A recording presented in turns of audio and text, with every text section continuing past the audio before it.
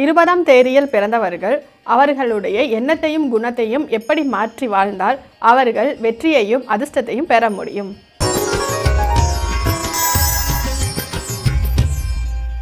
20ஆம் தேதி பிறந்தவர்கள் இவங்களும் சந்திரனுடைய ஆதிக்கத்திற்கு உட்பட்டவர்கள்.